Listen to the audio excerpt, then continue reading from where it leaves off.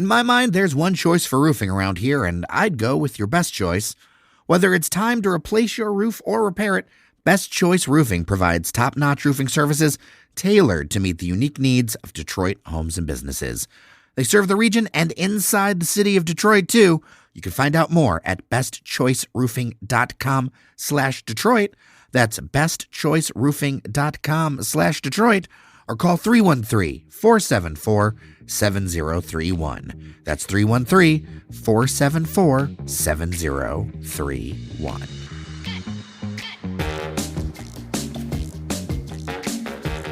Hello, friends, and welcome to your daily Detroit, sharing what to know and where to go. I am J.R. Stace, coming to you from our studio in Tech Town. As always, I am representing the East Side, and representing the West Side is none other than Devon O'Reilly from the banks of the Rouge River. That's going to be my new calling card. Now, you haven't set yourself up in a tent there or something or whatever, right? I know, they used to be, if any listeners, I know we have listeners who this will be up their alley. There used to be a fantastic historical event every year called Rendezvous on the Rouge. And they would do it on the Rouge River. They'd set up like reenactments, encampments, and these like reenactors would literally just like spend a whole weekend or week on the Rouge River, like reenacting Revolutionary War stuff, French wars, Revolutionary War stuff. It was really, really cool. I remember going to it as a kid. Rendezvous on the Rouge. I know somebody's going to remember it, but yes, I'll set up my own little encampment here on the banks of the Rouge soon enough. You know, if you want to see the occasional reenactment, you can always go to the Henry Ford. Yeah, they do it on a very small scale now. The post-COVID Henry Ford Greenfield Village world doesn't have as much in terms of like staffing reenactors, but they do some small reenactments. Yeah, that's a good place to catch it. You know, something I wanted to ask you about on the West Side, and I covered a little bit on our morning segment on WJR with Lloyd Jackson. I mentioned Dearborn Homecoming. I know it's been around for a while, and I realized you are the first one to tell me about Homecoming. That's why I wanted to make sure to include it in the list of roundup. It's happening this weekend, actually, Friday, Saturday, Sunday. But there's a ton of history with it that you know a lot about. I want to talk about this because homecoming isn't like homecoming in like the high school sense, really. It's more of like talk to me about it because it's a special thing. To me, and I'm biased, but it's kind of like the granddaddy of the kind of summer civic festivals. So I'm not trying to lay claim to homecoming as the oldest. I won't say that, but I believe it is the biggest. When you think of like, at least where I live, and I'm sure over on the east side they have their own, but like Livonia has their Spree Festival. There's, the St. Sebastian's Festival. Different places have their little kind of summer festivals. Different municipalities have their little festivals. In our area, Dearborn Homecoming is the biggest and grandest of those. It's been going on for since the late 70s, actually started by John B. O'Reilly Sr., aka Grandpa to me. So yes, it does have a little bit of a personal connection. My grandpa was mayor from 77 to 85.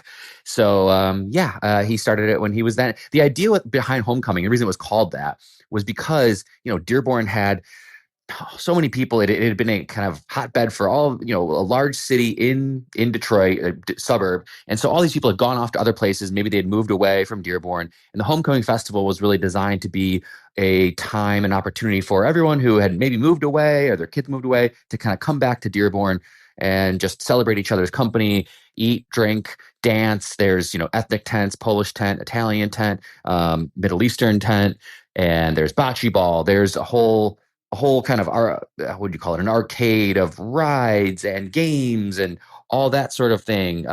Great food, beer tent, music. I mean, gosh, we've always had some really good musical acts at Homecoming. It's always been, I remember Blues Traveler was a big one. We get some really good cover bands. And this year, I think we have Third Eye Blind, which is, I mean, as an elder millennial, right, Jared? That's right up our alley. Listen, if I didn't already have things kind of lined up, I'd be like, Devon, we need to run away and go see Third Eye Blind because I want to live a semi-charmed kind of life.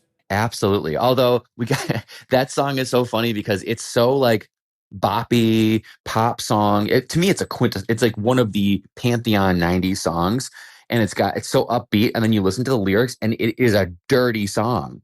For sure. I don't know if anyone like, I don't think maybe people don't realize it. I won't get into the lyrics, but like like my daughter would dance to this song if I had it on, and she's young enough where she appreciates the song. So I was playing it on my 90s playlist over the weekend, and she was dancing to it. And I'm like, well, you're just young enough where you can't actually get the lyrics, because at that point we're gonna have to stop listening to it for a while. But no, but Third Eye Blind it's going to be great. I'm really excited for that. The Warren Treaty, which is another, I think it's a popular group that they're more contemporary. So there's going to be lots of, and the fireworks. There's an incredible fireworks display on Saturday and Sunday nights at Homecoming. Really one of the best. Honestly, you go to this, it lasts. I would say the Detroit fireworks. Sure, those are the largest fireworks display in the state each year. Second, I would bet anything is Dearborn Homecoming in terms of how long they go, how big the fireworks are. I think it's the second most impressive fireworks display in the state, and I will stand on that. I will remind people that it's at Ford Field Park, which can be confusing because there is a Ford Field, but this is Ford Field Park. Yes, Ford Field Park off of Cherry Hill.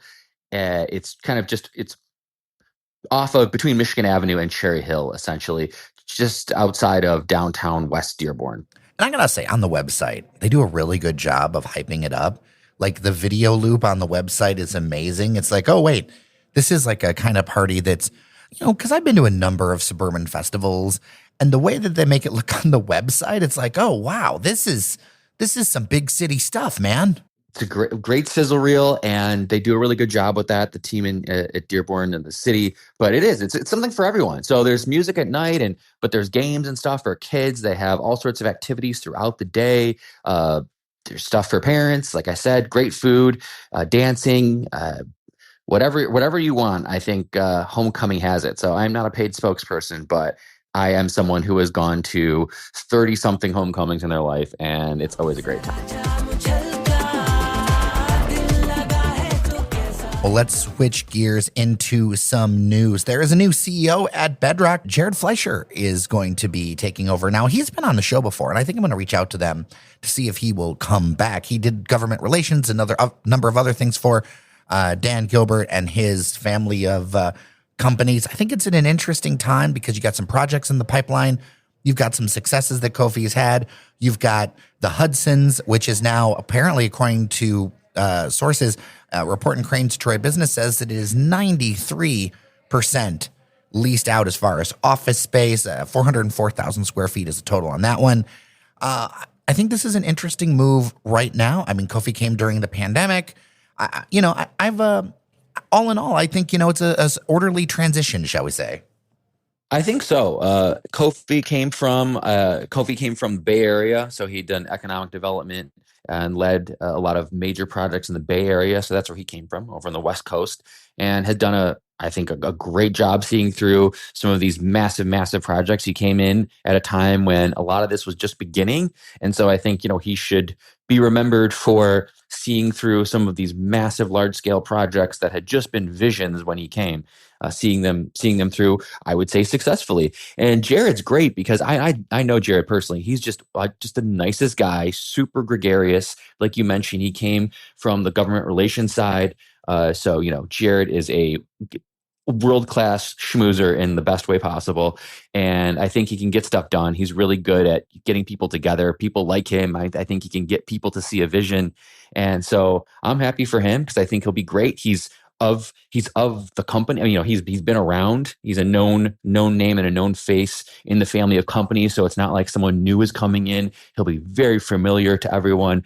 And so again, Jared, it's like, what do you need for this time? You don't need someone to come in and just redo a vision and completely different perspective. You really need someone to kind of see through Dan's vision, I guess, if you want to call it that, kind of the vision from the top. And Jared, I think, will do really well at that because the vision has been set and it's a grand vision. And again, it's just continuing what Kofi started and seeing through some of these incredible projects that continue to get worked on. And there's no shortage. I mean, you talk about Monroe Blocks, for instance, that's going to be going on for years and years. And so there are no shortage in the next 5 to 10 years of projects and big civic things that are still to be done.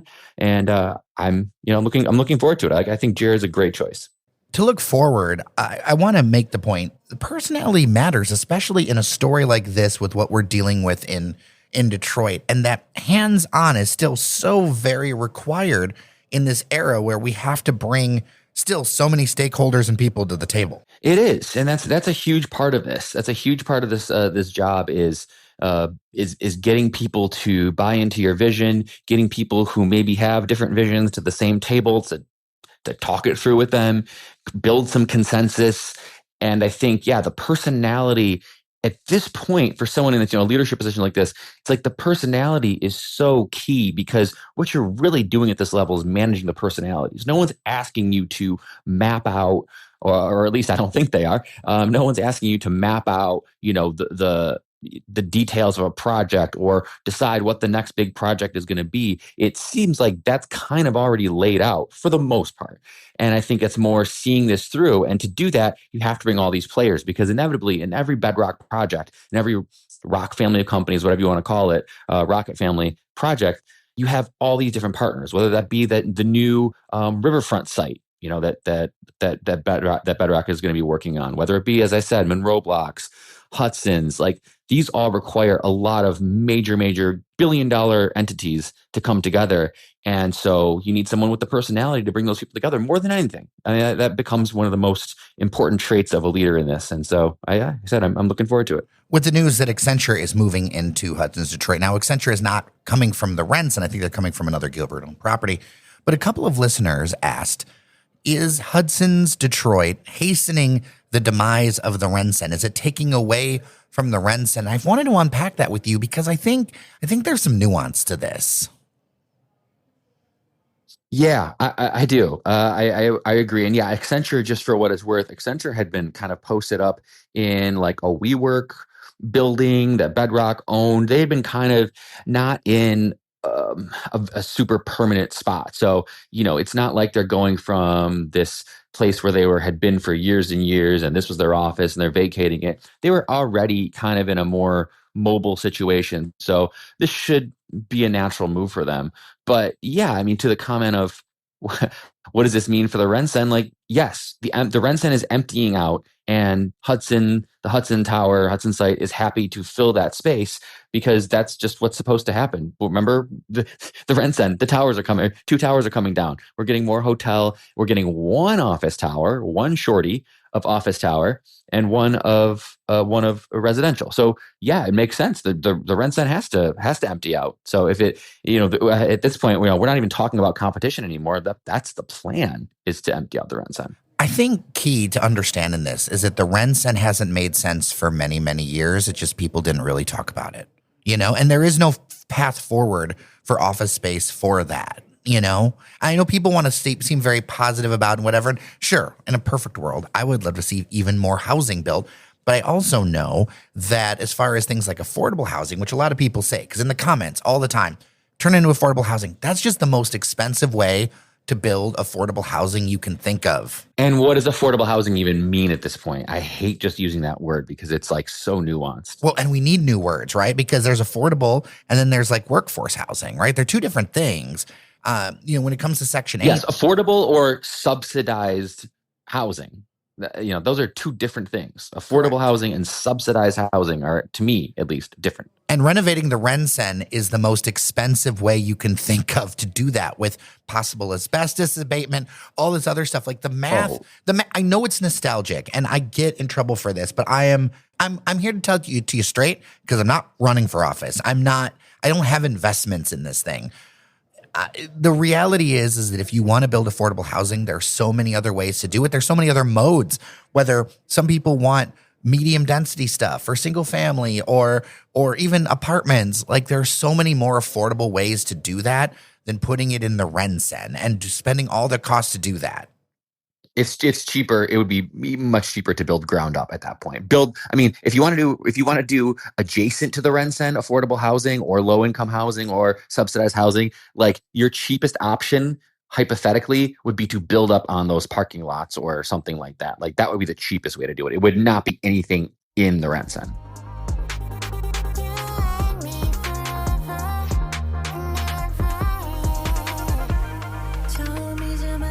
The Statler restaurant, which is right near Grand Circus Park, is doing a temporary shutdown. Owner Joe Vicari, according to a report, says that Le Supreme took their business or part of their business. I mean, there was some back and forth with all of this, but it was a French bistro. I really like the Boston Terrier logo of the Statler. So people know this was located, I think, on Washington Boulevard as well as La Supreme, which is in the bottom floor of the book tower. And they're doing a temporary shutdown to figure out what they're going to do next. I think the shutdown's needed because I just don't think I don't think anything could keep up with La Supreme. And in our member Discord, Norris made a really good point about how the book tower is such a complete experience for visitors. And it really takes it over the top, not just being 100% lean in on a restaurant, but 100% lean in on experience. And I think it's wise to say, hey, maybe we need a different concept over there near Grand Circus Park. Yeah, I mean, Book Tower is really a best in class in terms of not only the renovations, but the use of the space and the multiple different concepts that you have within that one building. And to me, at least, key among those, I like a lot of the places in the Book Tower. I like some better than others.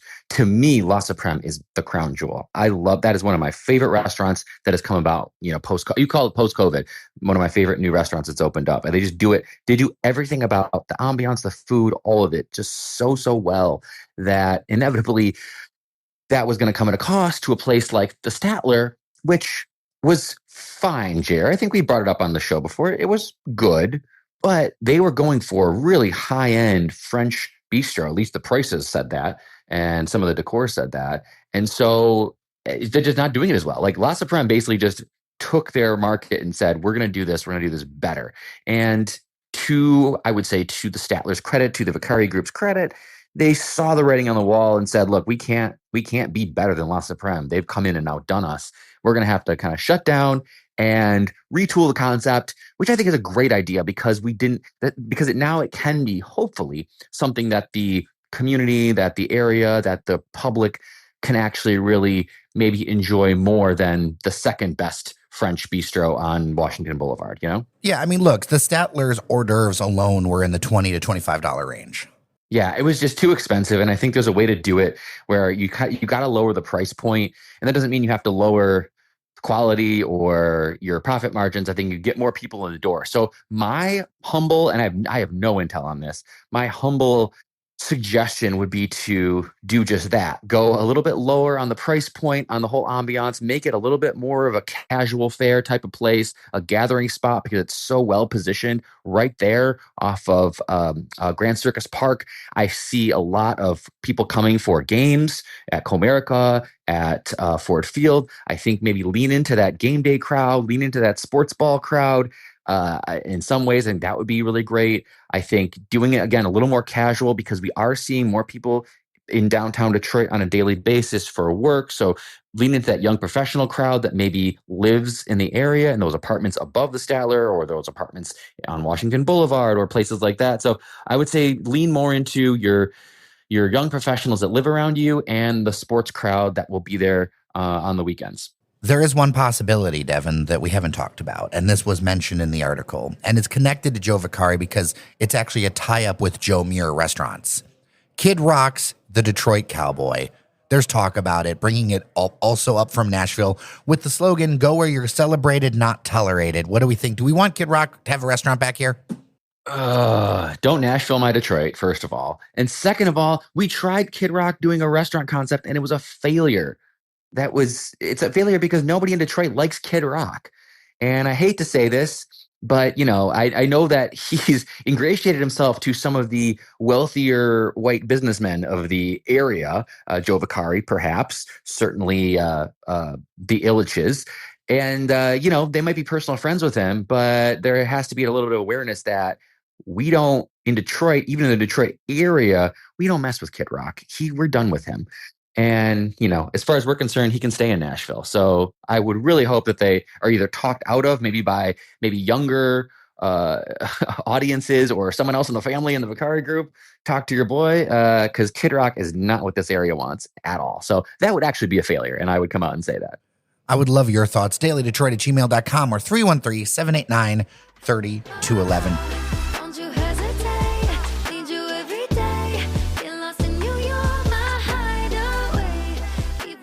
Before we go, I have one little moment of joy. as far as things around town, Devon. I want you to indulge me because I don't expect you to know this road. This is a very particular moment of joy for me. Okay, I'll allow your moment of joy. Let's see if I can help. Okay, they're going to actually repave and redo Hamtramck Drive between East Grand Boulevard and Hamtramck, a surface of roadway that reminds me of the moon, a piece of roadway that I will not take at night because there are no street lights and the potholes are the size of a car. A section of roadway where I took it once on a bike and I almost bit it right into the sidewalk because you just fall straight down. And apparently, according to the Detroit Greenway Coalition, the city of Detroit has approved a plan where it's going to be 3 lanes of vehicle traffic and a 15-foot wide multi-use path, which if you look at it, if you've ever been down this road, if you're a townie like I am, you will know there's plenty of room for all of this because it's a giant wide road. I am so happy that finally, after like decades of being in the city, this thing is getting fixed. That sounds fantastic. I'm happy for you. I don't know who all drives on this road. Is it a major connector of 2 other roads, or why would someone find themselves on this road in the first place? Okay, so it runs by the jail over there and it connects to Hamtramck. So if you want to get to Hamtramck from New Center, you take Grand Boulevard, then you turn left on Hamtramck Drive and you cut right around the GM Factory Zero and get straight into Hamtramck. There's also a ton of industrial traffic that happens over there. Yeah. Okay. That makes sense. I mean, coming from Dearborn and that area, the connections between Dearborn and like Southwest Detroit, like if I want to go to Southwest and I don't want to take the freeways, I have to traverse some massively potholed industrial roads down, near and in the shadow of the Rouge factory. And I can picture what you're talking about because we have some terrible, terrible roads down there. But I don't have to drive them unless I'm maybe trying to go to Southwest and the freeway is busy. But I am glad that we are getting better roads because, hey, that's what our leaders tell us, right? That they're going to do is fix the roads. And more Joe Louis Greenway because it's going to connect in and be part of that whole Joe Louis Greenway project, which winds all the way. When it's done, it's going to wind all the way over to your neck of the woods in Dearborn.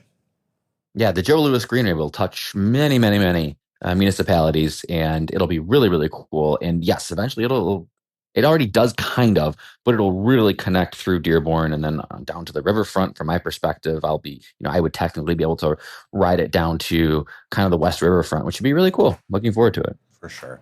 All right, Devon O'Reilly, it's so good to talk to you as we do every week. I really appreciate you. Likewise, Jer, and it's supposed to be a beautiful weekend, so either find yourself at Dearborn Homecoming or find yourself outside in Detroit somewhere.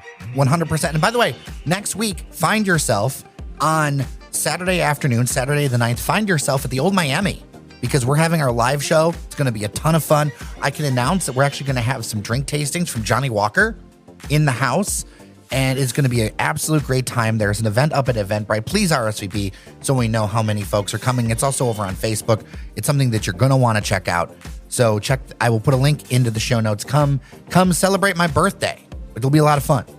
All right. Sounds good.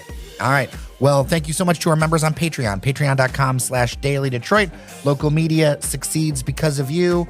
Remember that you are somebody, and we'll see you around Detroit.